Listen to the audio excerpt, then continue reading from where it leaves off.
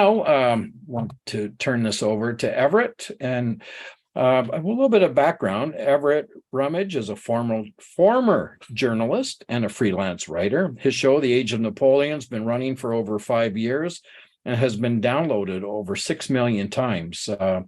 I listen to every episode of his podcast as it comes out and thoroughly enjoy it. So I am probably 1 million of the downloads there, but we're really thrilled to feature Everett today and have him talk about Toussaint Louverture. So Everett, take it away. Very much. Very kind introduction. And I want to just generally thank you for having me. It's a real privilege to share a stage with so many great scholars. I feel underqualified. You'll have to forgive me if this is a little rough. This is my first time doing something like this live with an audience. Normally, I have as many takes as I need to get it right. Before we dive into the character of Toussaint Louverture, I'd like to give a very brief overview of what happened in Haiti during the era of the French Revolution. On the eve of the French and Haitian revolutions, Haiti was the richest colony in the world.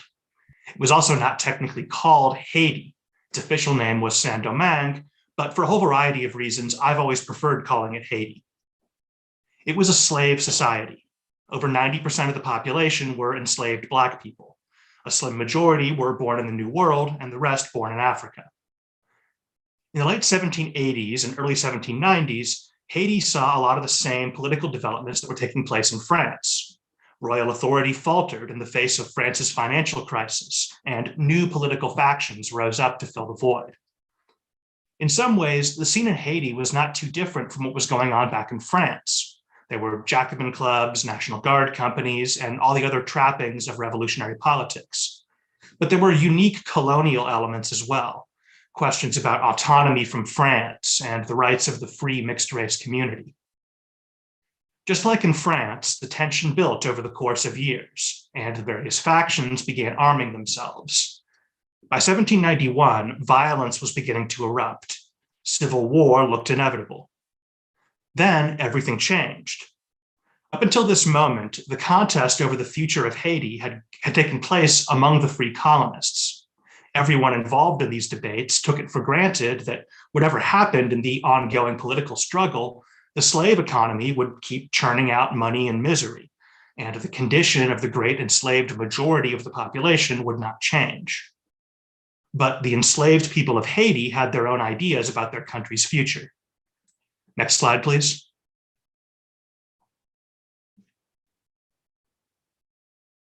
There we go. On August 21st, 1791, a hitherto secret Black rebel organization launched an uprising. With the colonists distracted by their internal squabbles, the rebels made incredible gains, freeing more and more of their countrymen to join the fight. Soon, this unfocused rebellion began to take on the character of a serious military and political movement, although the various rebel leaders all had their own ideas about what its aims should be. The entire colony descended into bloody chaos. The situation got even worse in 1792 with the outbreak of the War of the First Coalition. Spain and Britain were now at war with France, and both countries harbored ambitions of seizing Haiti for themselves. Britain and Spain invaded, and both attempted to use the ongoing civil war to their own advantage. The Spanish began cutting deals with the ex-slave rebels, while the British focused on winning over the various factions of free colonists. Our protagonist, Toussaint Louverture, was among those who joined the Spanish. Then, in 1793, the weakest of the armed factions in Haiti, the French Republicans, surprised everyone by abolishing slavery and guaranteeing the rights of plantation workers. Soon, many of the rebel ex-slave commanders were abandoning Spain to join forces with their former enemies. Probably most prominently, General Toussaint Louverture, who by now was coming into his own as one of the most celebrated rebel commanders. Next slide, please. This unlikely alliance turned the tide of the war. Soon, Spain was out of the fight. The British doubled down. Tens of thousands of redcoats, colonial militiamen, and Royal Navy sailors served in Haiti at the peak of British involvement. But the combination of rough terrain, tropical disease, and skilled, innovative resistance by their French and Haitian enemies frustrated their efforts. Working alongside the French, Louverture continued to build his reputation as a soldier and political leader. The French government named him commander-in-chief of all Republican forces on the island. No matter how many men the British poured into the colony, they were never able to push out of their coastal strongholds and take the fight to the enemy. Meanwhile, the rebel ex-slaves and the remains of the French forces in the colony built themselves into a truly formidable professional army and began to take ground from the British. Finally, in 1797, the Redcoats pulled out. The colony was at peace for the first time in 7 years, but 7 years of war and foreign invasion had left it practically destroyed. By now, Louverture was the paramount political figure in the colony, and he went to work trying to rebuild the country and solidify his own position against a seemingly endless succession of rivals. Finally, in 1802, Louverture was betrayed by his French allies. First Consul Napoleon Bonaparte sent a huge expedition to the colony, aimed at overthrowing Louverture and reestablishing white domination. The expedition failed to defeat Louverture on the battlefield, and eventually resorted to deception to get their hands on him. Louverture was arrested and brought to France. He died a year later due to mistreatment by his captors. However, the brutality of the French expedition and the martyrdom of Toussaint Louverture galvanized a new wave of resistance among the Haitian people. Before long, a combination of guerrilla tactics, tropical disease, and renewed hostilities between France and Britain gave the Haitians the advantage. The French were finally defeated in late 1803, and on New Year's Day, 1804, Haiti declared independence. So hopefully that brief sketch gives you some idea of the course of events.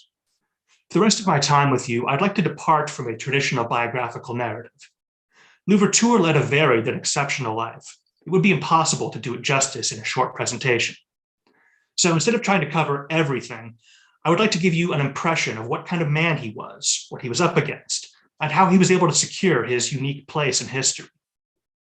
I've been doing this show for almost 6 years, and I think I can say that in all that time, Louverture is maybe the most fascinating character I've written about, with the possible exception of Napoleon himself. I hope by the end of this presentation, you'll understand why and be eager to go out and read more about him and learn the whole story. If there's one thing people know about Louverture, it's probably that he was the leader of the world's only successful slave rebellion. So in the literal sense of the word, he is a singular figure in history. I think if we want to really understand Louverture, we have to start by elaborating on what it meant to rebel against the slave system in Haiti. For starters, I think it's important to understand just how lethal Haitian slavery was. Next slide, please. Roughly 15% of those kidnapped by slavers in Africa died before reaching the New World. That's 3 out of every 20 people dead before setting foot in the colony. When the survivors landed in Haiti, the vast majority of enslaved Africans ended up on sugar plantations. Sugar was the lifeblood of the colonial economy. In this era, cultivating and harvesting sugar was incredibly labor-intensive and very dangerous, hence the demand for enslaved labor. In fact, the work was so dangerous and the conditions so bad that the average life expectancy of an enslaved worker in the Haitian cane fields was about 4 years. Those who survived were often maimed. The loss of an arm was the most common disability, but there were any number of ways the cane fields could destroy a person's body. Other types of agricultural labor were less dangerous, but overwork and poor nutrition made mortality rates high across the colony. And those were just the dangers from the conditions in the field. Enslaved Haitians also had to contend with the brutality of the slaveholders. This whole system was held together by violence and fear. Torture, sexual assault, and murder were not only legal, they were woven into the very fabric of colonial society. I'll spare you the details, but the kind of really grotesque theatrical violence that we today associate with marginal extremist groups like ISIS or the Taliban was a routine part of life in this part of the world, sanctioned by the government authorities and the economic elite. These mortality numbers are quite stark, but they still don't paint a complete picture of the misery of Haitian slavery. Among those who survived, the terrible conditions and dehumanizing treatment left deep hidden scars. Perhaps unsurprisingly, before the revolution, suicide was quite common among Black Haitians. Next slide, please. It's hard to say exactly how this brutal slave system shaped Toussaint Louverture.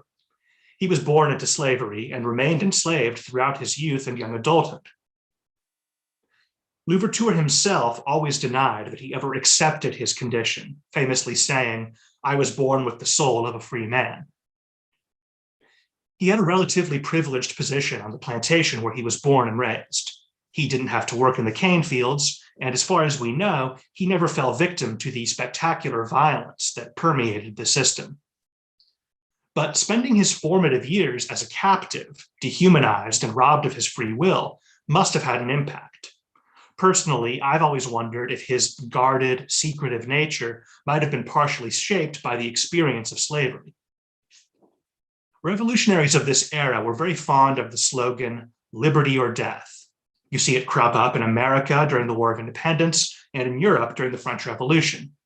But I don't think it was ever quite so literally true as when it was invoked by the Haitian revolutionaries.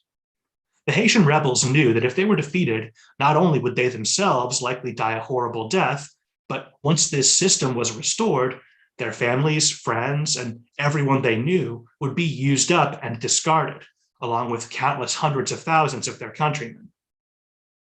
These facts are not pleasant to contemplate, but I think they are key to understanding the nature of this rebellion and to understanding the scale of Louverture's achievements. He promised the people of Haiti that if they followed him, he would put a stop to this barbaric system. And then he delivered.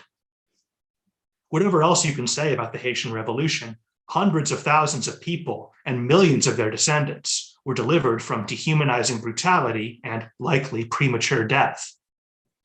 With that in mind, I think it becomes immediately obvious why Louverture was such an icon to so many, even beyond Haiti's borders and decades after his death.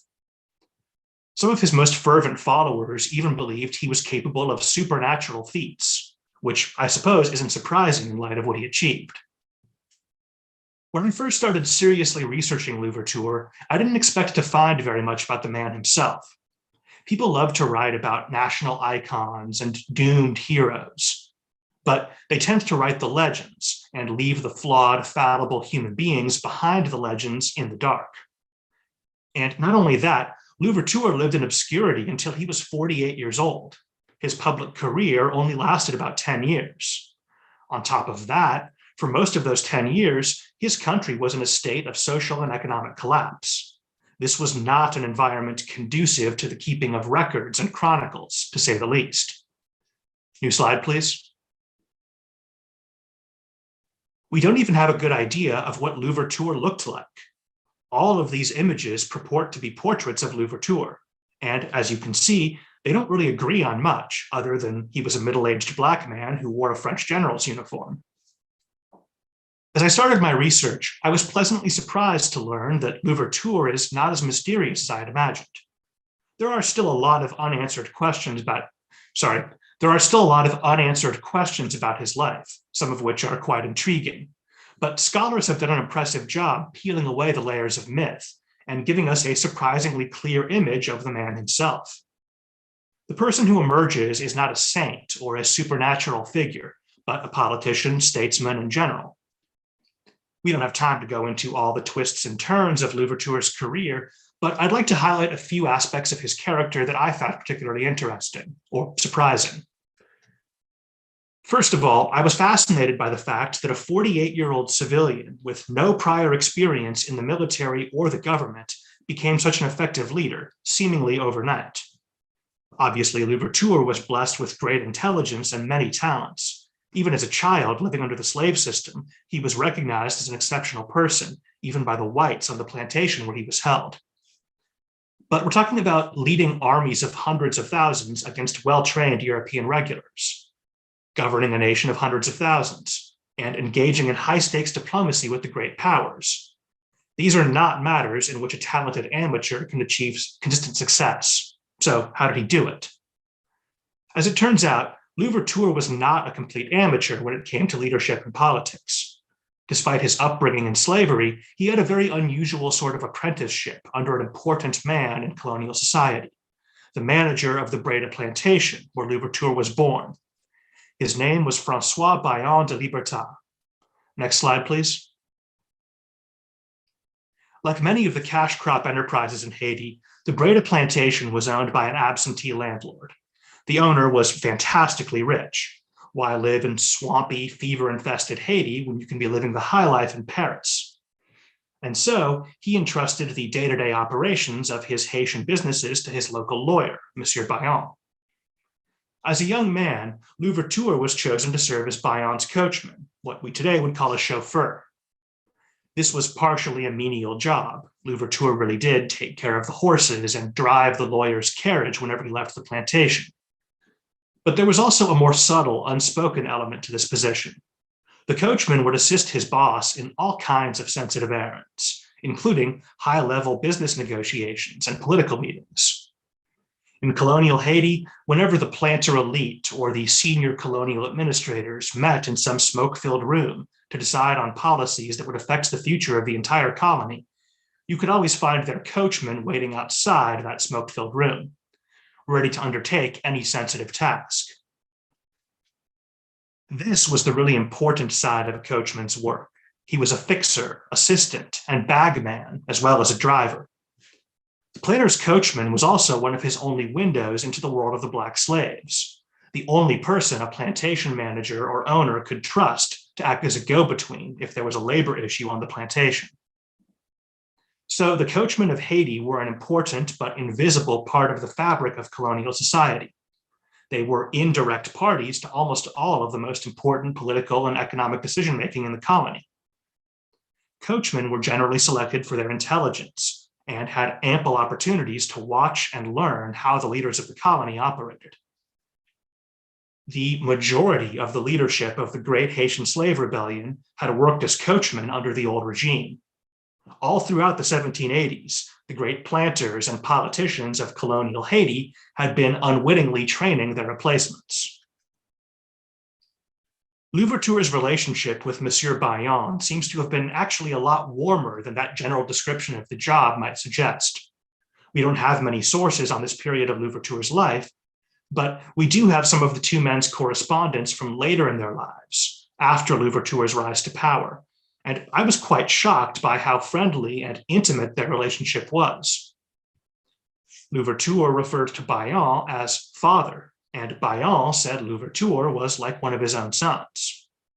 When Louverture learned that Bayon was broke, having been forced to flee Haiti for the United States, Louverture sent him money. Bayon was a fervent supporter of Louverture's government and even sent his sons back to Haiti to serve on Louverture's staff, so they could learn from Louverture in the same way he had once learned from their father. Bayon was a lawyer and business manager. Louverture clearly learned a lot about politics and the economy under Bayon's guidance, but he would not have gotten very much exposure to military matters. So what explains his aptitude as a general? Next slide, please. It seems he really did do a lot of learning on the job as a military leader. When Louverture first appeared on the national stage, he was in the camp of one of the main rebel armies, serving as a kind of advisor to the army's leaders, mostly specializing in diplomacy, sort of an unofficial foreign minister. His military responsibilities grew slowly. First, he was in overall command of a small force, handling strategy and making decisions, but leaving tactics and battlefield leaderships to his subordinates. As he achieved success, his forces grew until he was in command of a small army of several thousand.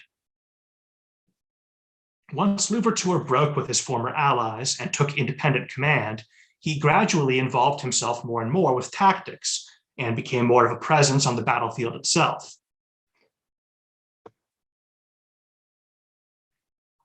Before long, he had a reputation as a fearless and skilled frontline leader.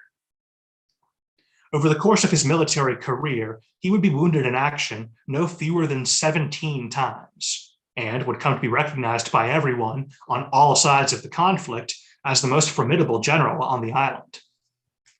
So how did Louverture learn to command armies in combat? At first, he benefited from the nature of the war. At the outbreak of the rebellion, almost everyone involved was an amateur. Much of the fighting was carried out by militias or even armed civilians, and the few regular soldiers were mostly poorly trained and seeing combat for the first time. So Louverture was able to get his first taste of military leadership fighting against other amateurs. After that, he did what most of us would do. He studied. Louverture hired a retired army officer to tutor him in military leadership and saber fencing. And after securing his alliance with the French, he borrowed European military manuals and read voraciously. Looking over Louverture's military career, it is remarkable how many alumni of cutting-edge military academies were bested by a man who learned how to be an officer in his late 40s and early 50s, largely from reading books. But in my opinion, the greatest struggles of Louverture's career did not come on the battlefield, but in politics. Next slide, please. For starters, simply securing his position as paramount leader of the Haitian rebel movement was a stunning achievement. You might imagine the rebels as united by a common cause, but they were an incredibly fractious bunch, a coalition of independent leaders, each with a different background, a different outlook, and a different vision for the country's future. It was not uncommon for rival rebel groups to turn their guns and machetes on each other when they weren't busy fighting the real enemy. Louverture himself actually had some close calls in these fratricidal conflicts. At one point, he was actually arrested and imprisoned by a rival commander. On another occasion, he and his personal staff were ambushed by a competing rebel band, and Louverture's own brother was killed in the opening musket volley. But Louverture did not allow these near misses to change the way he conducted his affairs. He was a hands-on leader, I think more so than any other major political leader I've covered in all my years doing this show, including Napoleon. He ruled from the road. There was no secret base or headquarters that was the center of Louverture's administration. Even in peacetime, he and his staff toured the country on horseback. His office was wherever he laid his head for the night. You might imagine that a great general and national leader would travel with some pomp and circumstance, but Louverture liked to keep things simple. He was widely regarded as one of the best horsemen in the country, and he liked to ride out ahead of his staff and bodyguards, seeing Haiti and encountering its people alone. And so many ordinary Haitians were able to meet the general one-on-one, either on one of these rides through the countryside or in private audiences that he held every night that were open to every citizen, male or female. This must have been a powerful experience. These people had gone from living under a regime that did not even consider them human beings to living under a government whose leader was willing to greet them and talk to them as an equal, without even a token force of bodyguards. No wonder they loved him. Looking over his political career, I'm always struck by Louverture's ability to tailor his self-presentation and message to his audience. Obviously, all politicians do this to a degree, but only the truly great ones are able to do it while keeping their authenticity intact. With average Haitians, Louverture emphasized his roots. He sometimes referred to himself in the third person as Toussaint from Breda. The Breda plantation, where he was born and raised, had been one of the biggest in the colony, and that name was instantly recognizable to his audience as a reminder of his roots. He never spoke French to a Haitian audience, always in the local dialect, Creole, or in Fon, his parents' native language from West Africa, which had thousands of speakers in Haiti. Louverture was a devout Catholic and often used religious imagery and scriptural references when speaking to these audiences. There was also a lot of folksy stories and traditional sayings. The overall message was clear. Louverture was reassuring his audience that despite his exalted position, he was still one of them. And who else could the common people of Haiti truly trust to look out for their interests? More educated audiences got a different side of Louverture. Next slide, please. He spoke in standard French, apparently with perfect fluency. His religious references were far fewer and much more vague. thus presumably more palatable to any Enlightenment deists or non-believers in the audience. Louverture would speak to the universal ideals that united the French and Haitian revolutions: freedom, equality, and brotherhood. He even made allusions to the Greeks and Romans, which was all the rage in Europe, but must have felt very distant to a Black man who had never left the Caribbean. To an elite audience, he was never folksy, and he definitely didn't worry about sounding pretentious. He presented himself as an erudite idealist, motivated by high-minded universal principles.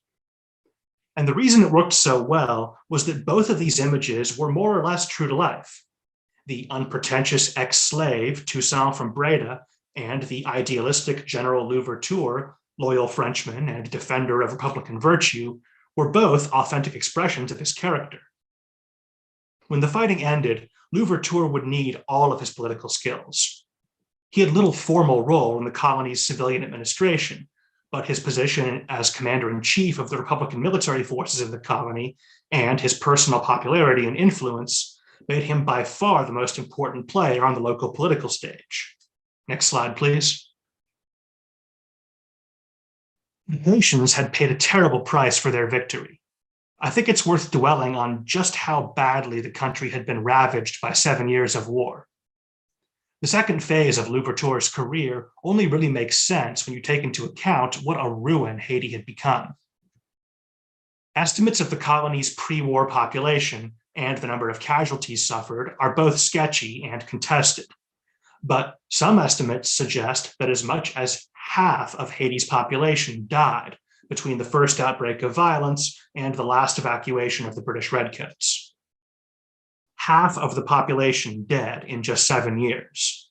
Imagine what a profound impact that must have had on the survivors. Almost any civilian with the means to do so had fled the colony. This disproportionately included the engineers, clerks, lawyers, managers, and civil servants whose skills were needed to run a modern state. The Haitian economy had been almost completely destroyed. I do mean that literally. In many parts of the country, money had become useless. Even basic goods could only be acquired through barter or connections.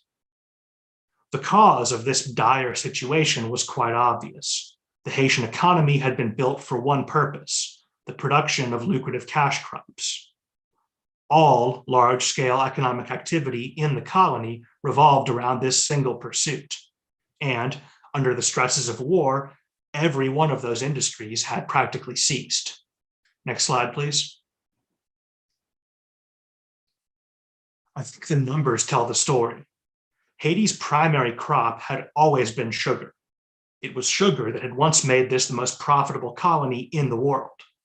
By the end of the war, sugar exports were down to 1.2%, what they had been before the violence.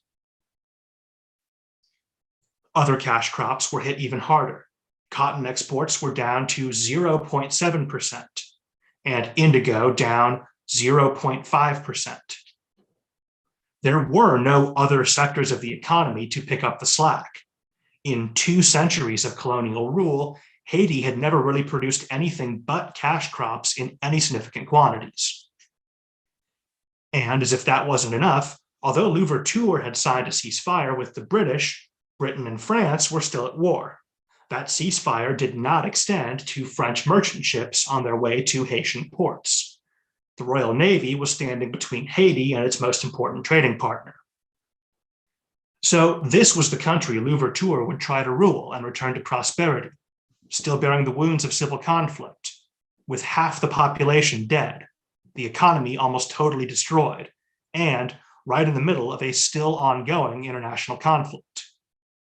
He would have to navigate this impossible situation while maintaining peace between the diverse factions within Haiti, including both the ex-slaves and their former captors, and people who had been on opposite sides of this horrible conflict.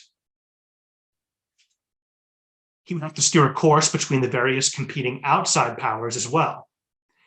Haiti desperately needed commerce and investment from the United States and Britain, but both of these countries also had ambitions of dominating Haiti or even annexing it.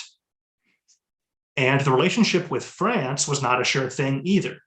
Many in Paris were uneasy that so much power in the colony was being concentrated in the hands of one man, particularly a man with so few ties to France, who had once led rebel troops against French forces, and, of course, a man who did not share their European blood. Louverture's own power was far from secure. Almost as soon as peace was restored, he had to face a succession of political rivals. Next slide, please.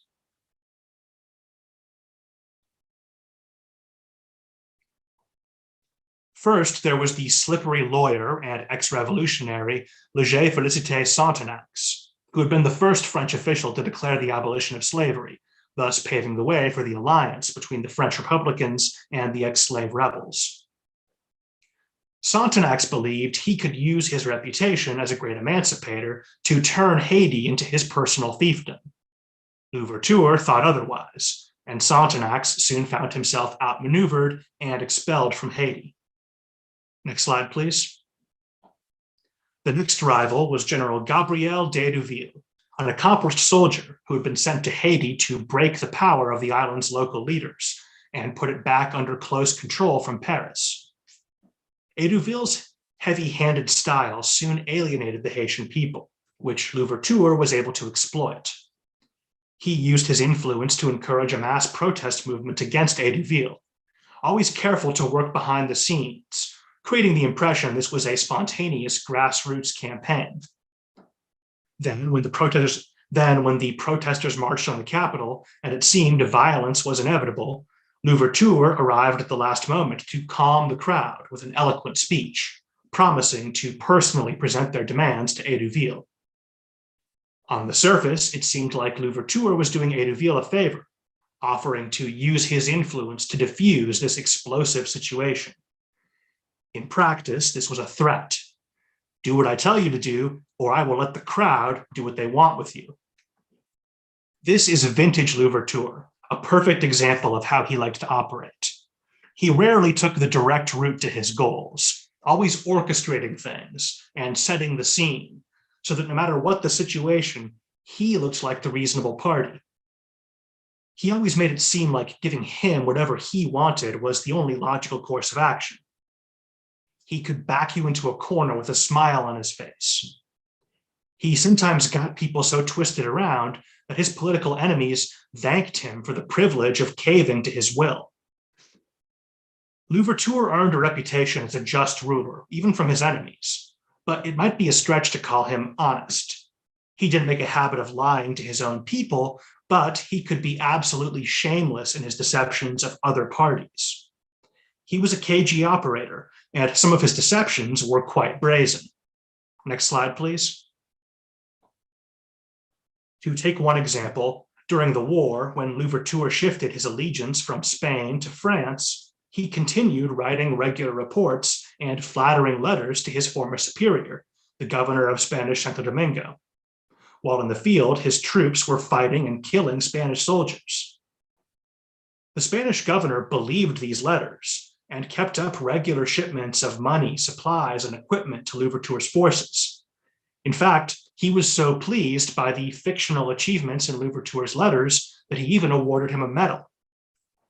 When the governor finally began receiving reports that Louverture's forces were fighting alongside the French, Louverture managed to convince him that it was British propaganda, and the money and supplies kept flowing for several months before the Spanish finally figured out what was going on.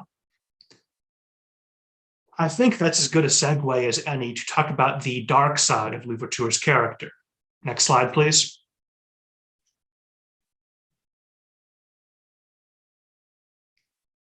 As I hope I've demonstrated, Louverture excelled at intrigue. He played his cards close to the vest and typically kept his own agenda hidden. This was often very prudent. The Haitian political scene was incredibly chaotic, and Louverture was always surrounded by rivals and enemies. However, this tendency sometimes manifested in paranoia. Louverture trusted no one outside a very small inner circle. As ruler of Haiti, he sometimes isolated himself. He continued to roam the country, mingling with his people and carrying on all the duties of a political leader, but he did not share his burdens. In fact, during Louverture's rule, he seems to have lost some of his famous idealism. The repeated disappointments and frustrations of trying to rebuild and unify this shattered country seem to have shaken his faith in others, and even in the Republican ideals he had professed during his rise to power. Louverture's regime became increasingly authoritarian and personalized. First, this was mostly informal.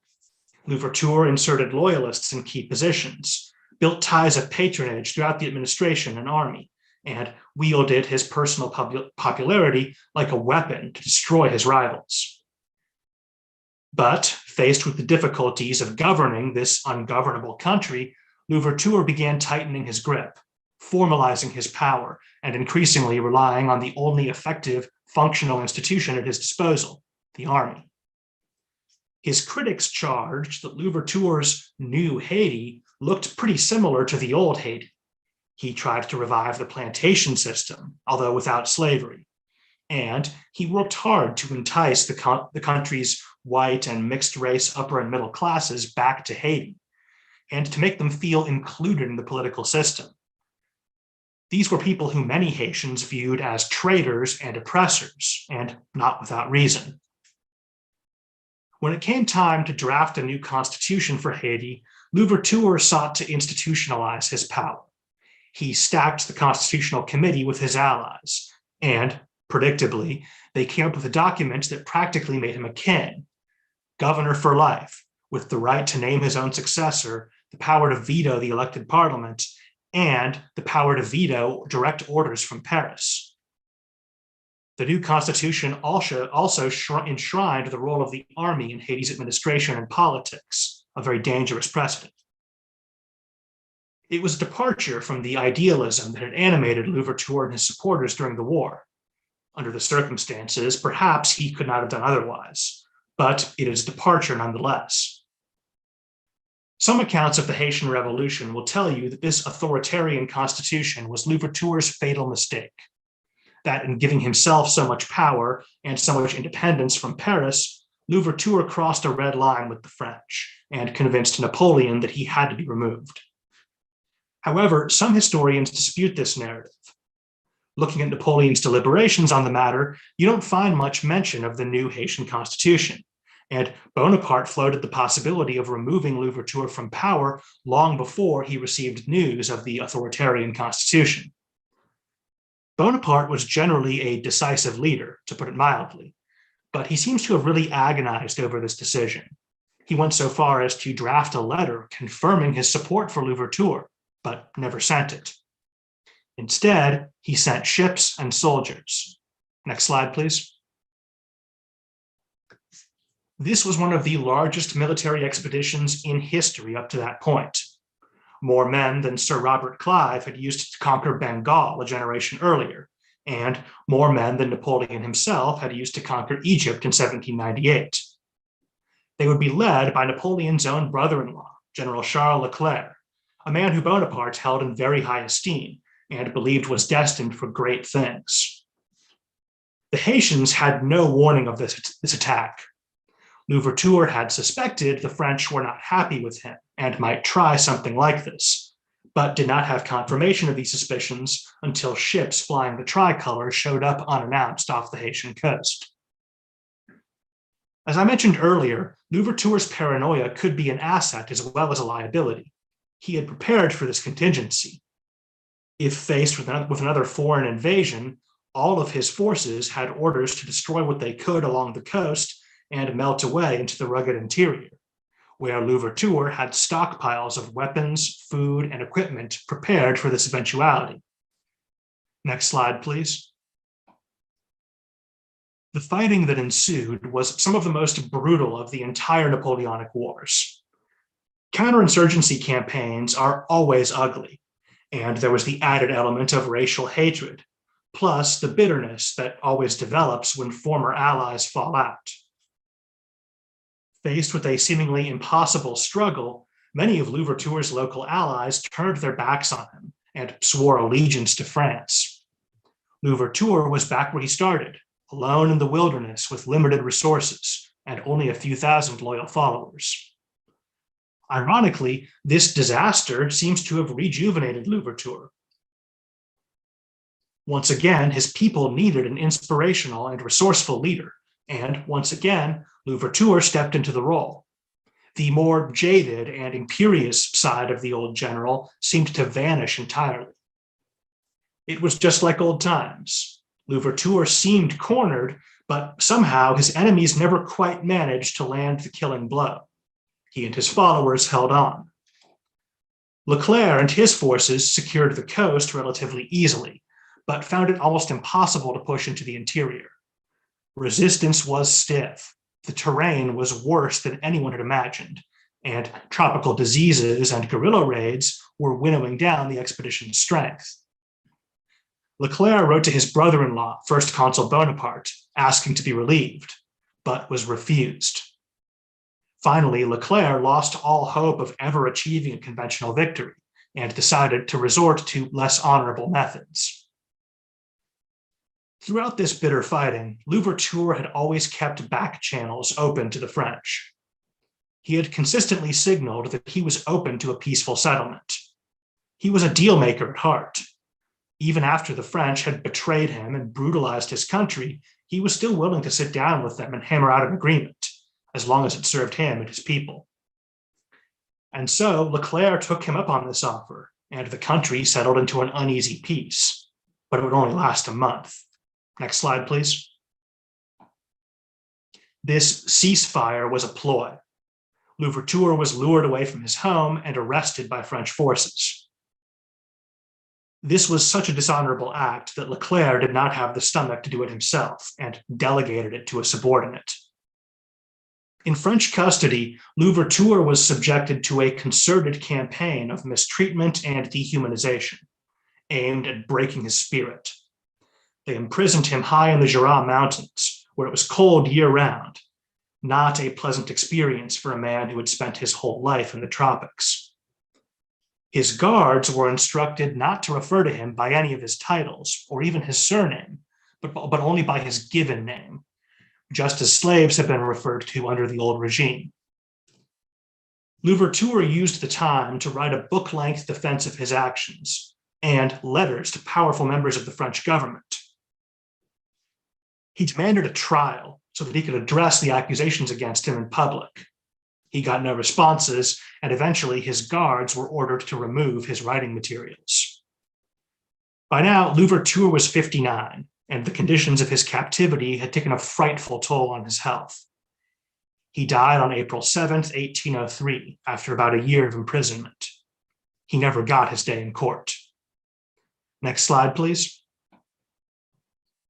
Before he died, Louverture wrote these words: "In overthrowing me, you have done nothing more than cut down the trunk of the tree of black liberty in Saint-Domingue. It will spring back from the roots, for they are numerous and deep." Those turned out to be prescient words. Outrage at Louverture's treatment and the general cruelty of the French expedition convinced many of Louverture's former supporters to restart the fight. Soon, one of Louverture's former deputies, General Jean-Jacques Dessalines, was building a new rebel army in the Haitian interior. By late 1803, Dessalines won a decisive victory at the climactic engagement of the war, the Battle of Vertières.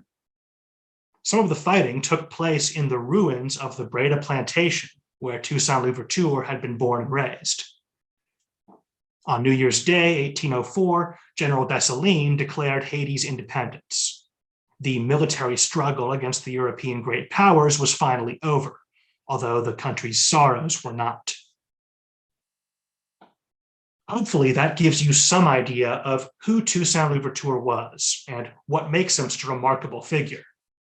His achievements were extraordinary, and the man behind those achievements was one of the most dynamic and original leaders of the entire era.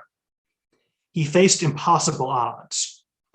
This environment of Napoleonic-era Haiti, marked by bitter violence and total chaos, does not seem like the kind of place where a man like Louverture would thrive. He was a very subtle operator with a soft touch and a humanitarian streak. And yet, he came to dominate Haitian politics. Through all the twists and turns of his career, he never lost sight of his overall aim, the destruction of the slave system and the creation of a new type of egalitarian society. However, Louverture was no utopian. He was willing to get his hands dirty to see that dream made a reality. And he very nearly succeeded. If Bonaparte had actually sent that letter confirming Louverture's authority over Haiti, the subsequent history of the entire Western Hemisphere might have turned out differently. This, more than anything else, is the reason I keep coming back to Toussaint Louverture. To me, he represents a missed opportunity, a road not taken that could have led to a more just world.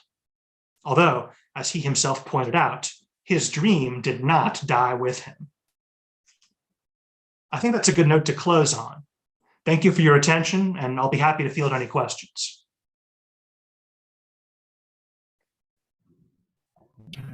Thank you so much. That's fantastic. What an incredible figure, and thank you for bringing him to light a little bit to us. We have had some questions roll in, but I wonder if before we get to sort of more in-depth questions, you could say a few words on the artwork that you've shared throughout the slides. I know some people have mentioned in the comments that they've seen this before, but maybe you could just tell us sort of the artist and that sort of thing. Sure, I'm actually glad you asked about that. I really had a good time putting this together. I hope that showed through. The majority of the images I used came from a series, The Life of Toussaint Louverture, by Jacob Lawrence, who one of my personal favorite artists. I'm biased. I'm from Seattle. He was a Seattle guy as well. But it's a wonderful series. And if you enjoyed this talk, I would encourage you to go look up and find the rest of them. They're really good. And hopefully now that you know the story behind them, you'll appreciate them more. And actually, as a side note, if you are ever in Seattle, the Seattle Art Museum recently acquired, I think they have about half of them now, and they're all together in one room. It's a really fun experience to go through that if you're ever in Seattle. As far as the other images, they were a mix of, this is not the most well-documented phase of the Napoleonic Wars. And so I was very limited by what is in the public domain and pertinent to the talk. The other ones are kind of a mix that I found a variety of places. Great, thank you. So speaking of sources, for people who are interested in learning more about Louverture in general or the Haitian Revolution, sort of this lesser known aspect, as you say, do you have recommended books or readings, that sort of thing? So my favorite book of all the books I read about Louverture in the course of my research, the one that stood out to me as kind of the best blend of being engaging and having a lot of new information that I didn't see elsewhere, and just generally I think being a good read, was a book called let me get the full title here. I suspected someone might ask about this. Black Spartacus, The Epic Life of Toussaint Louverture, and the author is Sudhir Hazari Singh. And I'd also like to mention a book. It's a very old book, and as I'm sure a lot of you know, you've got to be judicious reading a book, more than, 20, 30 years old. A book from the 1930s called The Black Jacobins by C.L.R. James, which a little bit outdated now. I mean, it's like almost 100 years old. But it is like C.L.R. James is, I think, purely on a level of prose, one of the best historical writers ever. I mean, the guy was a very almost lyrical writer, which he combined with being, he was a very good, serious scholar as well. And that book is an absolute classic. A lot of historians will tell you that it's one of their favorites. The Black Jacobin, C.L.R. James. Maybe read that second, though, because like I said, it is a bit outdated. I mean, there's stuff in there that is, subsequent historians have learned better. But it's an absolute classic and well worth reading. Thank you. So I'm going to go back. I'm going to scroll back up. Neil Carey asked a very specific question, and I want to make sure I get the wording exactly right. So he's wondering, did anything in Toussaint's career indicate that he was going to sort of follow in the footsteps of, or I guess, sort of the same sort of style of Dessalines? Was he ever going to name himself emperor, reinstate forced labor, massacre the remaining white population? Was there ever anything that indicated he might go down that path? I'm sorry. The question's about Louverture or Dessalines? So was Louverture ever going to do sort of the things that Dessalines Oh, okay. was going to do Sorry, as you well? cut out at the beginning there. That's a very interesting question and something I've thought about a lot. The way things shook out, Louverture, because of when he was killed, he sort of got to be the good guy, and Dessalines got to be the one who did all the kind of dirty stuff, as you mentioned, crowning himself emperor and becoming a dictator, massacring. It's a myth that he massacred the whole white population of the colony, but a lot of people were massacred, thousands certainly, under his orders, which I should also mention was an extremely unpopular order.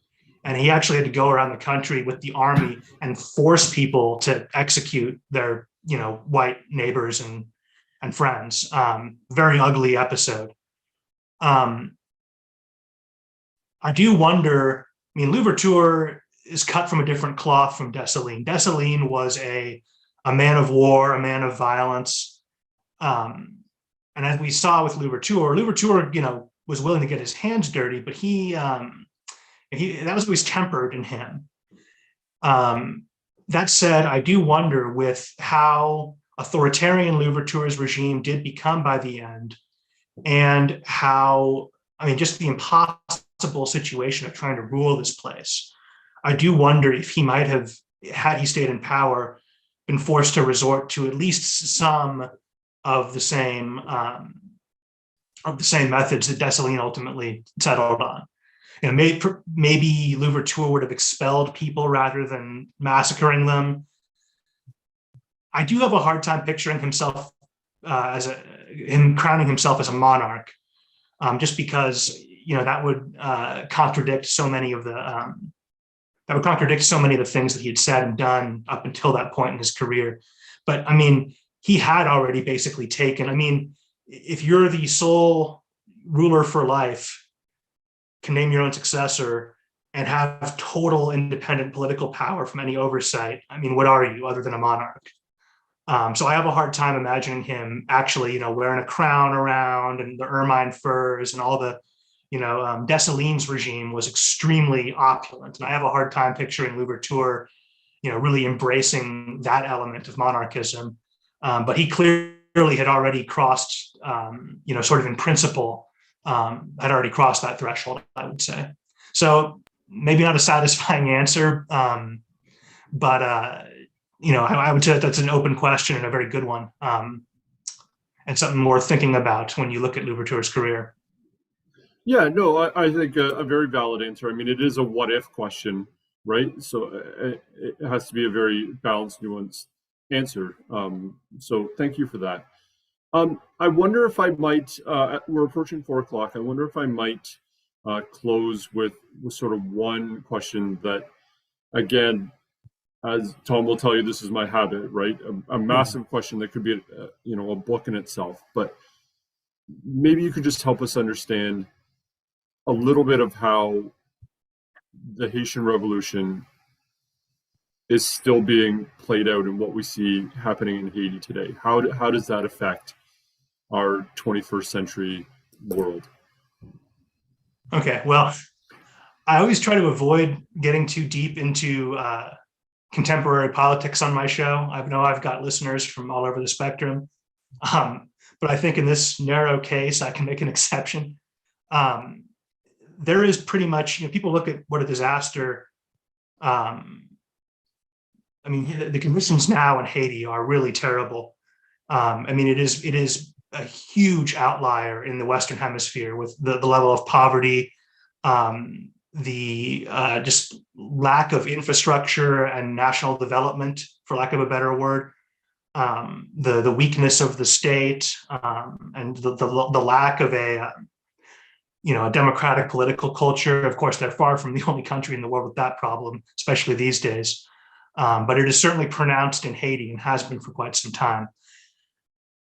You can draw a straight line from the events that I've just been talking about to the current conditions in Haiti. I mean, it is really a clear progression where, after these events, Haiti was a pariah state. They were not recognized by most of the world as a sovereign government for decades after these events. And then in the 1820s, when they finally were recognized by the French made the Haitian government pay for the value of the lost property, meaning the people of the country, which is a bit ironic. And I think, it's wrong in the moral sense. I think that should be obvious to everyone. It's also wrong in the legal sense that it was the French government that emancipated the slaves in Haiti. That was, that was a legal act of the parliament in Paris.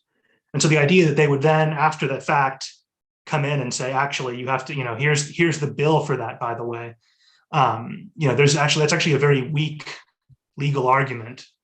But that debt that Haiti, because they did not have the resources, as I hope was clear from that talk, they did not have the resources to pay that down anytime soon. And so they were forced to go into very deep debt to make these payments to the French. And essentially, that debt has been the defining feature of Haitian life for well over 100 years. There's been repeated American interventions in Haiti aimed in large measure at protecting, the investments, so to speak, of American banks who were financing these payments to France.